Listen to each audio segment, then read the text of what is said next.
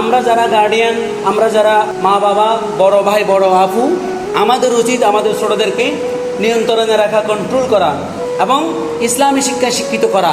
যথাসময়ে ঘুম থেকে ওঠা, যথাসময়ে কোরআন তেলাওয়াত করা, যথাসময়ে SW হোমওয়ার্ক আদায় করা, বড়দেরকে সম্মান করা, ছোটদেরকে স্নেহ করা, হালাল হারাম এগুলো ভাস বিচার করে চলাফেরা করা, এগুলো আমাদের শেখাতে হবে।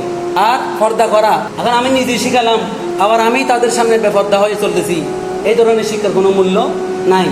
আমার ছেলে মেয়েকে, আমার ছোট ভাই বোনকে আমি শেখাবো, কোনটা শেখাবো? যেটা আমি নিজে আমল করি। আল্লাহ তাআলা বলেন সূরাতুস সফ 28 নম্বর পারা, ইয়া আইয়ুহাল্লাযীনা আমানু, ও আমার ঈমানদার বান্দারা, লিমা তাকুলুনা, তোমরা কেন বলো, কেন বলতেছো, মা লা তাফআলুন, তোমরা যেটা করতেছো না, তোমরা যেটা করো না, সেটা তোমরা কেন বলো, কেন বলো। ও আমার বান্দারা, তোমরা যেটা নিজে করো না সেটা অন্যদেরকে বলিও না। এটার বিপরীত অর্থ হচ্ছে নিজে যেটা করতেছো সেটা অন্যদেরকেও করার জন্য উৎসাহ প্রদান করো। সুবহান।